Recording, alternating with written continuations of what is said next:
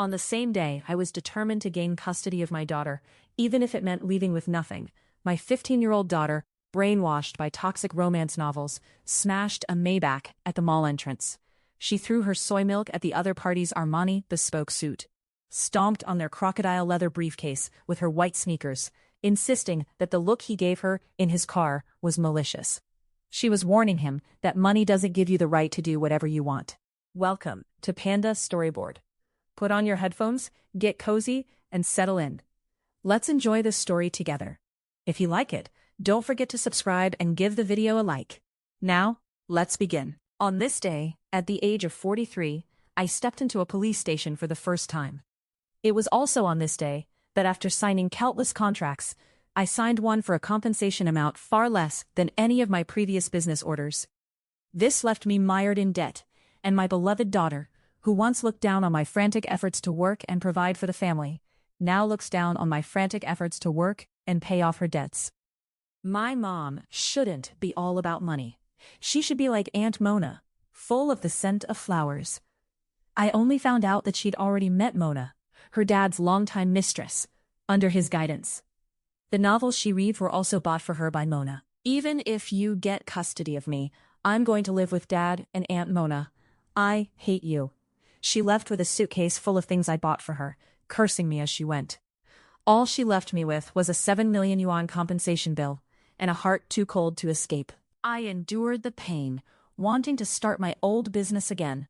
But how easy is it to restart a 43-year-old life? While trying to secure a project at a construction site, exhausted, I slipped and fell from the 17th floor, blood spilling on the spot. When I opened my eyes again, a document appeared before me. Ms. Laura, just sign here at the bottom of the last page.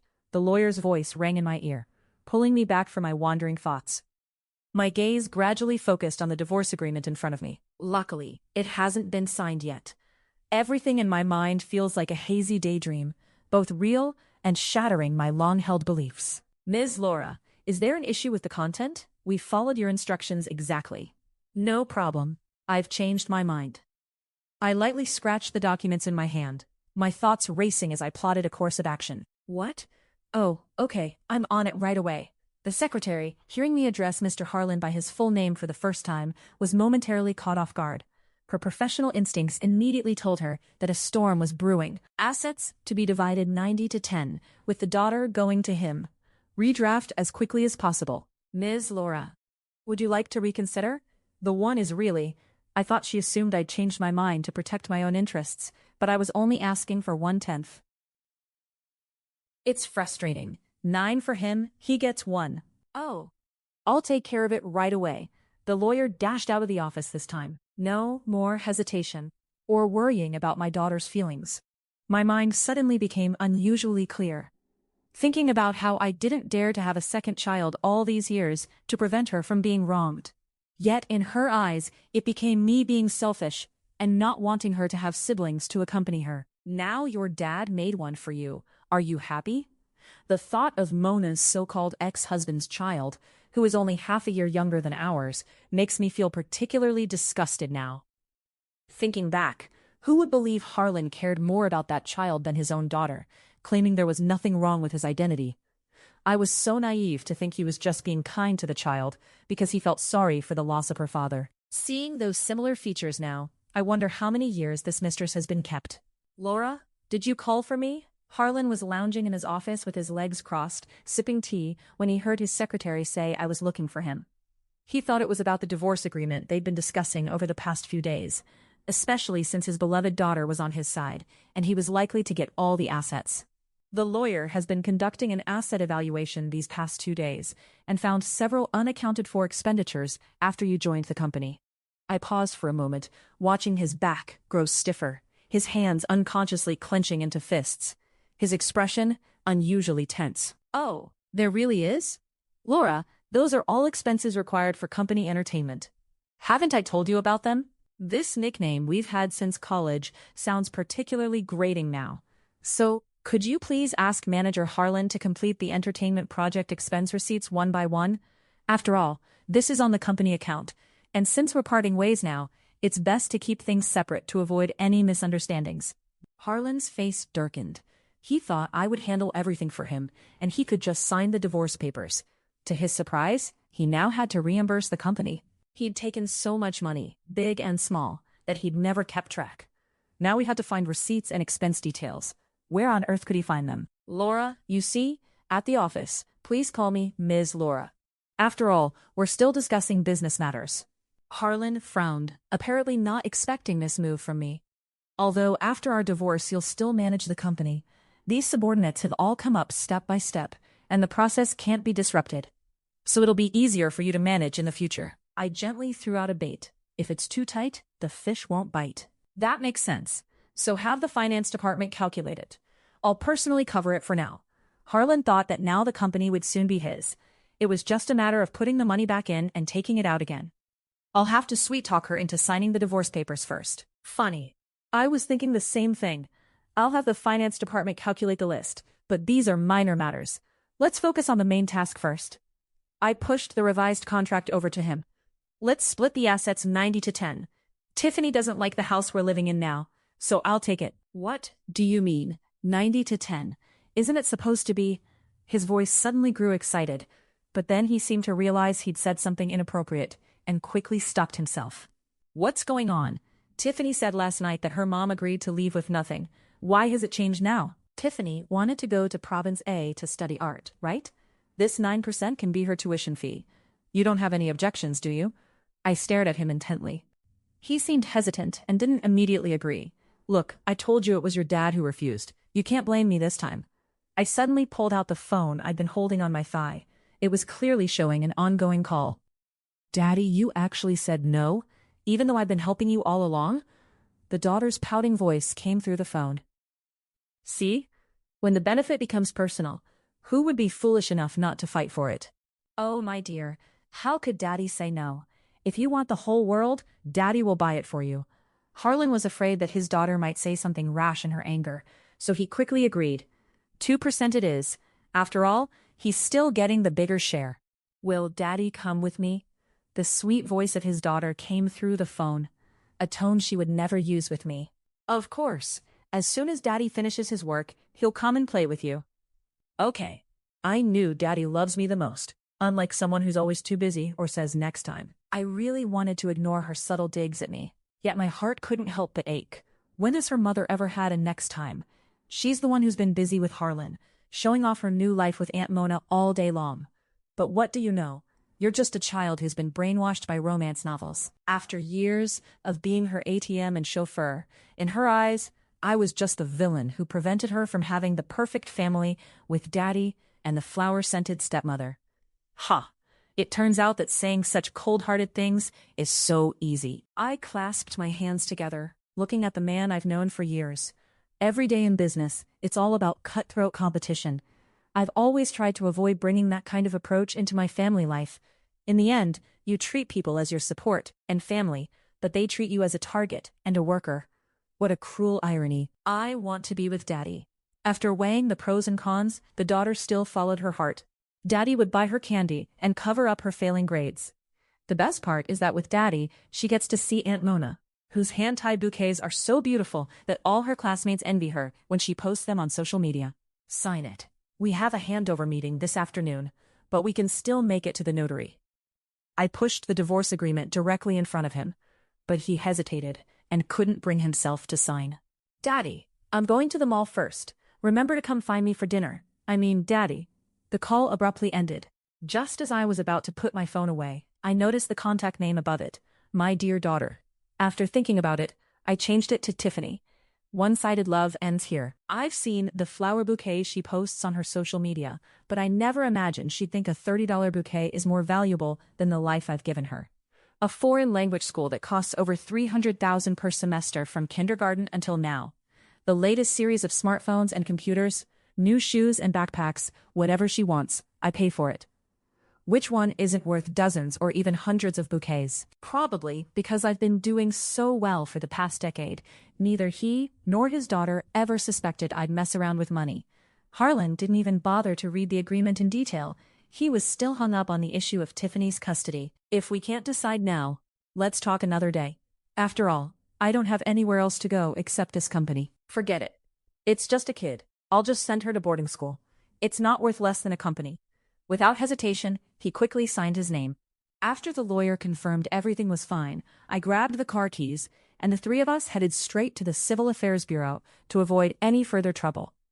His daughter is still at the mall, ready to smash any luxury car at any moment. Although Harlan holds the position of general manager, most of the business is still handled by his assistant, a university graduate. Right now, in the car, he's frantically checking a long list of bills sent over by the finance department. Seeing the $9 million in unpaid bills, it's not true that he's not panicking. He knows he's been greedy, but he didn't realize he'd have to pay it back. Not long ago, Mona wanted to open a flower shop. How much did he transfer? $2 million? $800,000? Or $3 million? Sign this first. There are people waiting behind you. I pointed out where he needed to sign. He quickly glanced at it and then signed his name. The seal is set.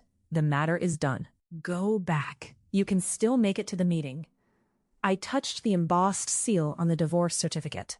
The warm sensation still felt unreal.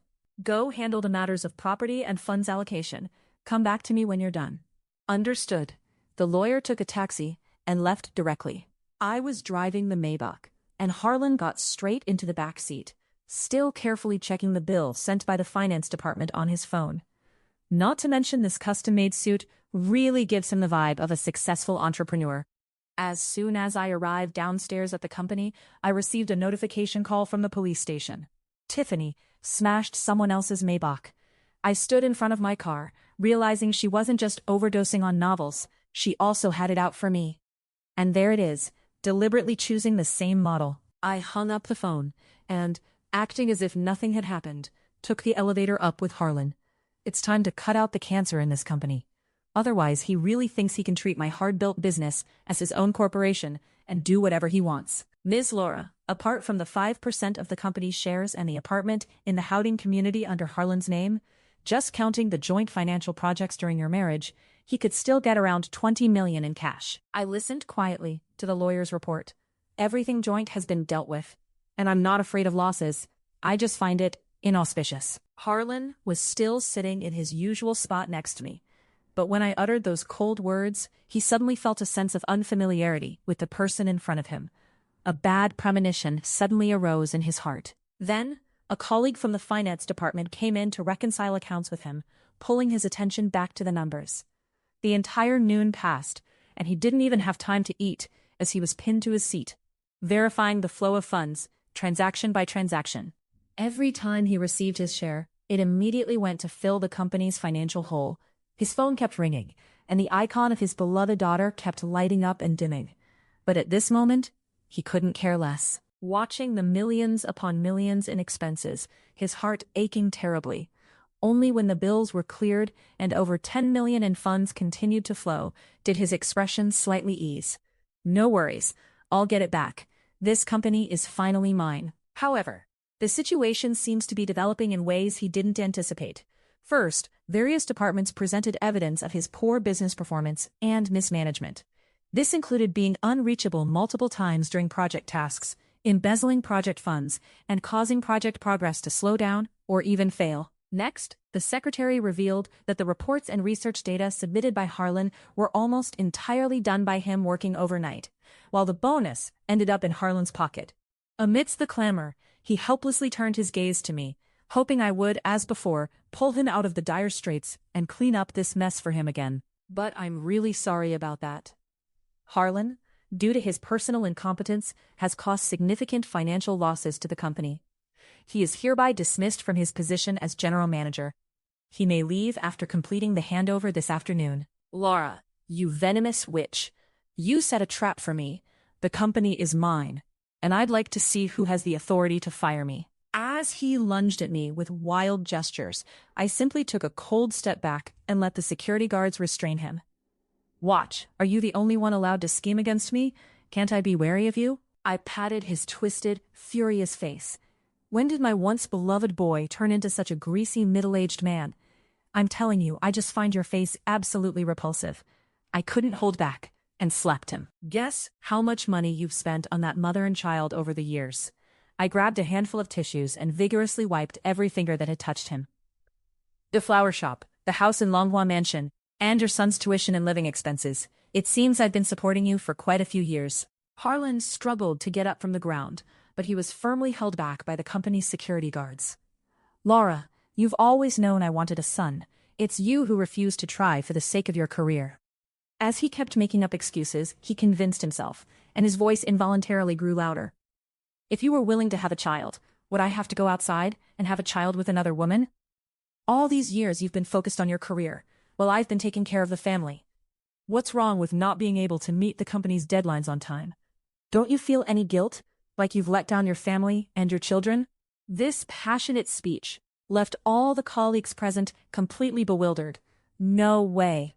Some male colleagues quietly acknowledged they'd learned something new. I couldn't help but clap. That makes sense. Anyone would think your son is so young. I remember he's only half a year younger than Tiffany. Harlan's face turned bright red, and he was completely flustered. He always thought he had hidden it well, and didn't have the emotional intelligence to go through the hassle of transferring the money to that woman to show off his status. He almost always transferred the money from the company account, or made personal transfers. If it really comes down to an investigation, every transaction can be traced. We're already divorced, so what's the point in arguing about this? Besides, we have Tiffany, and you certainly don't want her to see us arguing, do you? Harlan softened his tone, trying to brush the matter under the rug, just as he always did to coax money out of me. What do you think your daughter would feel if she knew you took tens of millions that belonged to her and spent it on someone else? Would she be mad at you or at me? Just as the words finished, his phone screen lit up again with a call from his beloved daughter. What else do you want? Harlan hung up the phone again, turned it off, and stuffed it into his pocket. Things are already chaotic enough, and he doesn't want his daughter to get involved at this moment. For the house at Longhua Mansion, I'll trade it with the one at Howding Community, and I'll cover the price difference as a gift. The apartment in Howding Community is where Tiffany was born, and it was our first home. Although not large, it's located next to a key high school and has appreciated significantly. This works. Although Howding Community is well located, Longhua Mansion is twice the size, and its market value is much higher, so I'm not at a loss. As for using our joint property to support the mistress and her child, let's stick to the facts. There's no need for personal attacks. Harlan was seething with anger when he heard me refer to his beloved and his precious son with such distasteful terms. We're already divorced, and I will soon give Mona and Kevin a proper identity of their own. He spoke as if they were a pair of true star-crossed lovers, merely robbed of their happiness by my wicked wealth. Oh, then you'd better sign quickly, so she can be legitimized sooner. Every day you delay, she remains the other woman. I pushed the company's share transfer document and the property transfer agreement in front of him. Do you want to go through it with a lawyer, item by item, the expenses you've spent on that woman over the past decade? Or just sign the share transfer and we'll call it even? Harlan hesitated again. After all these years, I've pampered this man too much, with everything handed to him on a silver platter. His mind is now only filled with indulgence and pleasure, far from any financial acumen. Mr. Harlan, here is the financial record under your name, from the $38 Starbucks coffee to the $420 back massage at Shuangyan, and more. The lawyer pulled out a stack of transaction records, thicker than the criminal law, from his bag, and read them out loud. Stop reading. I'll sign. Harlan quickly interrupted the lawyer. If he kept reading, even Harlan's underwear would be exposed, which would make it impossible for him to survive in this industry. He quickly signed the two documents in a few strokes, then grabbed his suit jacket from the back of the chair, fuming, and dashed out of the conference room. Ms. Laura, you're really something. The lawyer looked at the two documents in his hand and laughed so hard his eyes disappeared. Where did you get Harlan's financial records? Oh, you mean this? He pulled out the thick stack of transaction records from his bag again. I just grabbed them from the finance department at our company. Those transactions were made up on the spot. I didn't expect him to actually believe it. I rubbed my forehead, wondering when on earth I'd been in love with all these years. No wonder Tiffany's intelligence isn't great. I always thought it was due to laziness, but I never realized it was a matter of poor genes. Go ahead, hurry up and notarize these two. Hey, I'm going right now. The lawyer handed the stack of bank statements back to a colleague from the finance department, then grabbed the documents and dashed off again. The matter settled, everyone returned to their posts and continued working. I glanced at my phone and saw dozens of missed calls. What shall I do now? As you wished. It's been given to your dad. Do you think your dear daddy would be willing to pay such a large sum for you? I returned to the office in a cheerful mood, and incidentally instructed my secretary to arrange an afternoon tea for the company staff. Notify everyone again about the dinner tonight. Let's go to the 4 delicacies seafood buffet you discussed last time. Those who can't make it should ask finance for a 400 yuan meal allowance. Life suddenly feels much lighter without having to support those 2 parasites. Isn't it rewarding to spend money on those who work diligently and see their happy smiles? At least they all understand the concept of mutual benefit, instead of eating at the table and then cursing the host when you leave. That evening, the 4 delicacies buffet was packed, almost entirely taken over by us. I thought many would make excuses not to come, given that such gatherings had happened before, but this time, everyone seems to be in particularly high spirits. Ms. Laura, we've been waiting for this day for so long. The current general manager, who is also Harlan's former assistant, after his sudden appointment, the young man's eyes were red, not sure if it's from overeating or finally getting some relief. Although everyone unexpectedly showed up in full force, I knew better than to stick around and left early, leaving the stage to them. Before I even reached the parking lot, Harlan's call came in like a storm. It was 8:30, and the call came later than I had expected. I must have been here for 8 hours, right? It seems your dear daddy didn't have you at the top of his heart. After leaving the company, Harlan rushed to the flower shop, picked up Mona, and headed straight to the Civil Affairs Bureau. The speed was so fast that the staff at the Civil Affairs Bureau couldn't help but roll their eyes. Divorced at noon and rushing back to get married in the afternoon? What a scumbag who cheats during marriage. After dawdling for half an hour, he finally slammed the file down hard on their faces, then forced a professional smile as he handed it over. Honey, let's go grab some food together. Harlan had his left arm around his companion, his right hand holding a briefcase. I've booked a table at that French restaurant you love, darling. Did that woman leave everything behind for Tiffany as we planned? The woman shyly wrapped her arm around his waist, after waiting all these years, finally able to hold her head high. There's been a slight change. Harlan felt a bit guilty. He'd promised that it would just be the 3 of them living together. But no. What's wrong? Did Tiffany mess things up? I told you she wasn't reliable. No, it's not a big deal. Harlan quickly pulled her in for a kiss. I'm free this afternoon. I'll go shopping with you after we eat. He managed to calm her down with just a few words. It was just a meal, yet he checked his messages countless times. Meanwhile, at the police station, Tiffany was getting increasingly frustrated. She'd been sitting there for hours, her phone confiscated, and neither parent had shown up. The police had tried calling both numbers multiple times, my phone going straight to voicemail, I'd blocked them, and Harlan's going unanswered. He was too busy, celebrating his new marriage. Your mother's phone is not answering. Check if there are any other contacts and call them yourself. The police returned the confiscated phone to her. You won't answer? Ha! I'll call my dad, and don't you ever think I'll support you. In the end, she made dozens of calls, but her dad either declined or didn't answer. She sat there all afternoon on the cold metal chairs at the police station. It wasn't until late afternoon that the police contacted me again, and I mentioned that I'd been dealing with a divorce earlier. The child had been awarded to the father, and it might be worth checking his current address. If it weren't for the high amount involved and the young age of the individuals involved, they really wanted to close the case and just arrest someone, since the surveillance clearly showed that Tiffany was the one who started it. Daddy, I've been calling you all afternoon. Why didn't you pick up? You made me sit here for so long. Please take me home.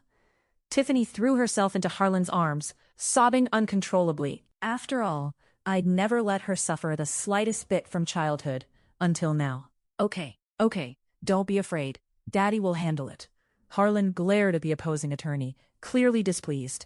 How shameful to argue with a child like this.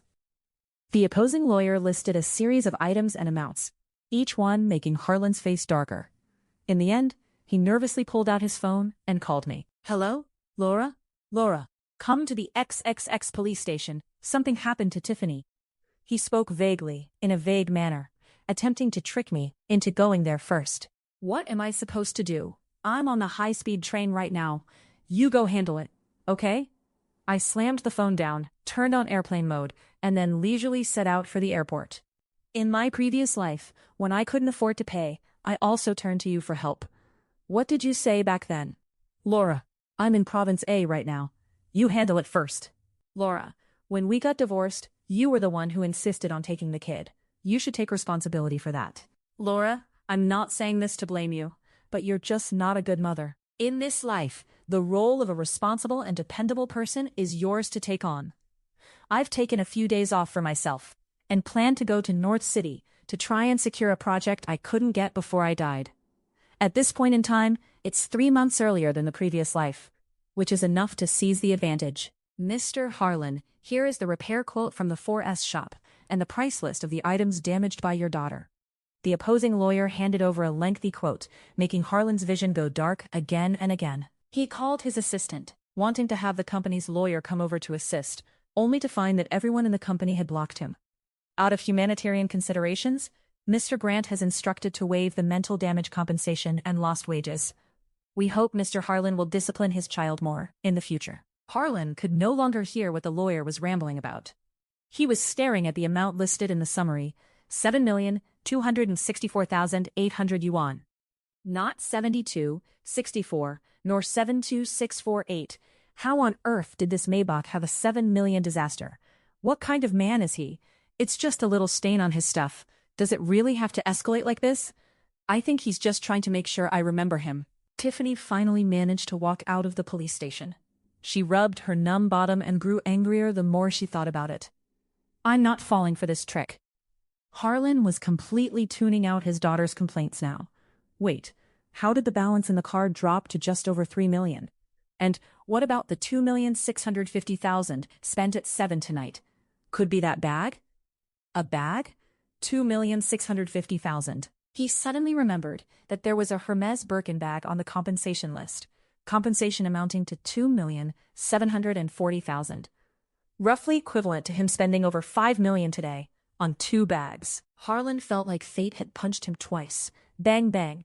No, this isn't about the money that hasn't arrived yet. It was only then that Harlan remembered that 90% of the assets from the divorce hadn't been transferred yet.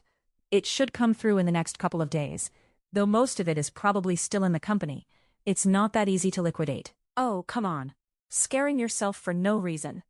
His expression finally improved a bit. He reached out and pulled the still mumbling person into the car, driving away from this troublesome place. A few days later, when I flawlessly secured the project and rushed back to the company from the northern city, I saw Harlan with a weathered face and Tiffany with a similarly sour expression in the company lobby. Can't you see the messages I send you? As soon as Tiffany saw me, she immediately stormed up and demanded loudly, "This should be school hours." She wore an outfit with no recognizable brand, the cheap fabric making her look a bit old-fashioned. She had on a pair of white sneakers, a bit too deliberate in creating the innocent flower image from those domineering CEO romance novels. It seems the branded sneakers and clothes I bought were too commercial, and she didn't like wearing them. What a coincidence, the father and daughter out for a drive. I sidestepped her and prepared to take the elevator upstairs. Laura, did you tamper with the divorce agreement? Oh, finally figured it out? Ha, you didn't read it? He followed me to the elevator, but Tiffany seemed reluctant to engage in such a money-driven conversation. She sat back down on the sofa, though her rigid posture betrayed her concern about the situation. Didn't we agree on a 90-10 split? And it was supposed to be company shares. How come I'm getting nothing? As he grew more agitated, his raised voice drew the attention of other colleagues in the lobby. Some who recognized me started walking this way. They didn't speak, just stood silently behind me, silently forming a strong support. My nose stung a bit. What on earth did I abandon these lovely people for in my previous life? 9 for me, 1 for you. Isn't that okay? I calmly watched him like a monkey jumping around wildly. How could that be possible? Do you think I'm stupid? Yeah, do you think I'm stupid? I took a step back, away from the person who seemed to be deranged. Impressive, Laura. You set me up, and now you're not even sparing your own daughter. What kind of person are you? He's still holding on to his sanity, knowing the property distribution is already settled and he's stuck in this mess. But my daughter is in his hands. He doesn't believe I, who once doted on her so much, would now want to see Tiffany living in hardship with him. Oh, what have I done to Ms. Tiffany? Am I wrong for spending all the money I earned on her, making her feel wronged? Or is it because I always give her whatever she wants, making her feel wronged? You. He stammered for a long time, but couldn't come up with a clear explanation. Anyway, you have to pay child support, $50,000 a month, $1 million a month. Oh, so you're coming to my turf to act like a jerk. Is that what you think? Or is that what Tiffany thinks? Isn't she the one who hates the smell of money the most? What, suddenly changing your taste? Isn't this your duty as a mother? Harlan clung to this stubborn point, blocking the elevator door and not letting me go upstairs. There's some truth to that, I chuckled as I watched his eyes light up at the response. Here's the deal. I'll have my lawyer transfer money monthly according to national standards. His expression immediately relaxed a lot. Though he didn't land a big payout, at least it wasn't a wasted trip. I wonder if you'll spend this money on Tiffany or on that woman and your illegitimate child. I raised my voice to ensure every word reached the eavesdropper's ears clearly. Excuse me, I have something to do. The employees behind me immediately stepped forward, carried the frozen figure at the elevator entrance back to the lobby, and escorted them out. Tiffany only found out after moving in that her dad had actually married Aunt Mona. She and Kevin became step-siblings. The woman who had always complained about being an only child and feeling lonely finally had a sibling, but she couldn't bring herself to feel happy about it. The large room was Kevin's, while her own room was as small and dark as a nanny's room, without a private bathroom. They wouldn't actively buy her new clothes for the season change. I should have brought the ones from home. No, I can't think that way. Those truly elegant female leads wouldn't rely on designer labels to prove themselves. Mona bought her a few pure white dresses online. The simpler the style, the more it accentuates that ethereal charm. You know, Tiffany looks absolutely stunning in it. Tiffany looked at the dress she was wearing. But Daddy signed me up for summer camp. Is it appropriate to wear this there? Did Harlan sign her up? Honey, you see how busy my flower shop is all day long? Could you let Tiffany help out at the shop during the summer? It would also give me a chance to bond with her a bit more. When Harlan received the message, he was lounging in a cafe pretending to be at work. He still didn't know how to confess to Mona about being fired from the company. He was racking his brains on how to get his daughter to ask me for money, and his eyes lit up when he saw the message. Sure, honey. Thank you for your hard work. Would that conflict with Tiffany's summer camp schedule? It was only now that Harlan remembered he still had to sign Tiffany up for summer camp, another expense of $200,000 to $300,000. If it were before, I would have just paid, but now there's no money in the account, and I haven't gotten anything from Laura. How can I afford it? It's okay, sweetheart. I'll just cancel it for her. Doesn't she like flowers too? Let her spend the summer at the flower shop. After getting the answer she wanted, Mona finally felt happy and went to pack her son's luggage. Tiffany, look at how dirty those boys at the summer camp are, sweating and smelling sour. After finishing with her son's things, Mona slowly made her way into Tiffany's room. Sitting by the bed, she pretended to be gentle as she took Tiffany's hand.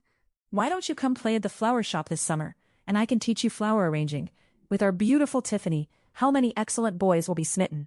Under the influence of flattery and hype, Tiffany began dreaming of meeting a prince at the flower shop. Tiffany, for the next couple of days, just follow the staff sister to get familiar with the flower shop's procedures. Aunt Mona will teach you how to arrange flowers when she's less busy. Tiffany's initial fantasies and expectations were completely shattered. After her last white dress became dirty, she'd been trimming flower leaves for a week straight, spending her day washing vases, moving flower materials, removing thorns, and sweeping, among other chores. Not only did they stop her from arranging flowers, but even when she wanted to take a photo with a delicate flower, the staff would go to great lengths to prevent her. It wasn't what she imagined at all. Daily flower arranging to look beautiful, hoping to catch the eye of passing guys with her holding a bouquet. Only when she got home today and looked in the mirror did she notice leaves and floral foam residue in her hair. Her hands were also covered in scars. Enraged, she threw herself into her father's arms and cried, "Daddy, look at my clothes, my hands, what have they become?" Harlan didn't want to deal with her trivial complaints, but he had to pacify her. There, don't cry. Do you know why Daddy was instantly drawn to Aunt Mona? It was her indomitable spirit. He paused for a moment, considering that Mona's flower shop had just opened recently. How could he make up a story that sounded plausible? She's covered in flowers and plants, but her aura is so captivating that even the most beautiful blooms pale in comparison. That's why Dad was instantly drawn to her. Tiffany went back to her room and scoured through the entire collection of novels, only to find that none of the heroines were both luxurious and wealthy. They all shared one thing in common. They never let money bring them down, and the tougher the situation, the brighter they shone. Isn't that me? It seems she misunderstood Aunt Mona. Feeling guilty, she went to the flower shop cheerfully the next day, playing the role of the resilient little white flower. Why didn't you pay my tuition? When Tiffany stormed into my office, her secretary was close behind, on the verge of tears. Sorry, Ms. Laura, I couldn't stop her. I waved her away and asked her to bring in a fresh juice. Just as Dad said, as soon as I take the initiative, she'll come crawling back to please me. How boring. Don't try that on me. It won't work. I looked her up and down. Her hair was messy and bunched up at the back of her head, with faint glimpses of blue floral foam and tiny leaves hidden within. On her white dress, clear dirt stains were visible, along with greenish-yellow juices and deliberately smeared red from the flowers. I couldn't find the words to describe it. This was supposed to be the pure, innocent white flower aesthetic? It looked more like she'd been rolling around in a compost heap. The divorce agreement states clearly that your father has custody of you, so naturally he should pay your tuition. What does it have to do with me? But you're my mother. Don't you care about me at all? Tiffany, let me ask you, when you chose to live with your father, did you ever think about me? When you stood in the police station after smashing that Maybach, did you think about calling me? When you complained to Aunt Mona that I only care about money, did you think about where that money went? She stood there, speechless. For the first time in her life, I'd said no to her, and she didn't know how to respond. I'll tell you where that money went. It went to your tuition, your clothes, your phones, your trips, your everything. But apparently a $30 flower bouquet from Aunt Mona is more valuable than all of that. So I'm done. You want Aunt Mona? You've got her. You want Daddy? You've got him. But. Tears started streaming down her face, the manipulative crying that had always worked on me before. Not this time. The lawyer will transfer the legally required child support to your account each month, 800 yuan, according to national standards for someone in my income bracket. Use it wisely. 800 yuan? That won't even cover my phone bill. Then I suggest you get a cheaper phone plan, or ask Daddy for money. After all, you chose him. Now, please leave. I have work to do. She stormed out, slamming the door behind her. I took a deep breath, feeling lighter than I had in years. Over the following weeks, I watched from a distance as everything unfolded exactly as I'd known it would. Harlan burned through his settlement money at an alarming rate, trying to maintain the lifestyle he'd grown accustomed to while supporting Mona and Kevin. Mona, who'd been content as a kept woman with occasional gifts, was far less content as a wife who had to manage a household budget. The flower shop barely broke even, and she quickly grew resentful of having to actually work for a living. Tiffany discovered that her precious Aunt Mona was far less charming when she wasn't playing the role of the mysterious other woman. The white dresses got dirtier, the flower shop duties got harder, and the Prince Charming she'd been promised never materialized. Kevin, the illegitimate son Harlan had been so proud of, turned out to be a spoiled brat who'd been raised to believe the world owed him everything. With Harlan no longer able to shower him with money, the boy's true colors showed. And then came the final revelation, the one I'd been waiting for. Mona had been saving her designer bags and jewelry over the years, thinking they were her nest egg. When she tried to sell one to cover expenses, she discovered it was a fake. Then another, then another. Harlan had been systematically replacing her genuine designer items with replicas, selling the real ones to fund his lifestyle and his other woman.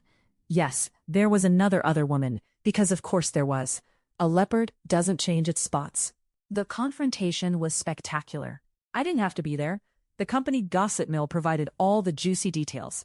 Mona had thrown Harlan out, keeping the house, which was still in her name, from when Harlan bought it with embezzled company funds. Harlan was now living in a cheap hotel, maxing out credit cards, and calling in every favor he had. And Tiffany finally called me. Mom? Her voice was small, defeated. Can I come home? I paused, letting the silence stretch. In my previous life, I would have dropped everything and rushed to get her. I would have welcomed her with open arms, apologized for everything, blamed myself for her choices. Not this time. Tiffany, I'm not your home anymore. You made that very clear. Your home is with your father. But Mom, he doesn't have any money.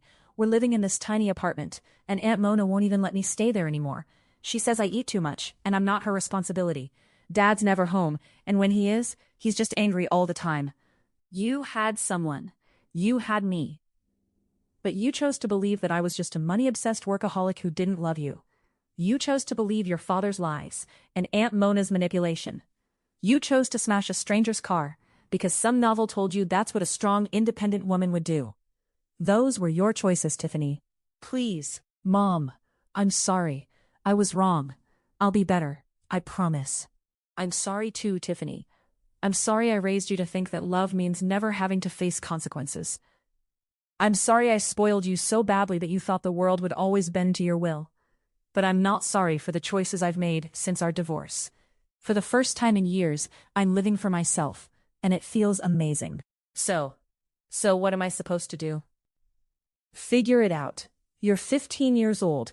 Plenty of people your age have part-time jobs, manage their own money, take responsibility for their actions. The 800 won a month will keep coming. Beyond that, you're on your own. Maybe this will finally teach you the value of the money you've been so quick to dismiss. I hung up. My hands were shaking, but not from regret, from relief. The company was thriving under new management. The team I built was finally able to work without Harlan's incompetence holding them back. Projects that had been stalled for months were completed. Profits were up. Morale was higher than it had ever been. I took the project funds I'd secured in North City and invested them into expansion. I hired new talent.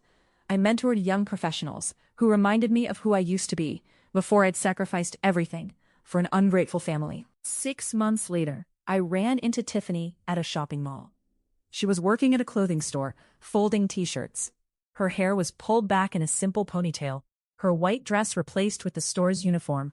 She looked tired, but different. More real, somehow.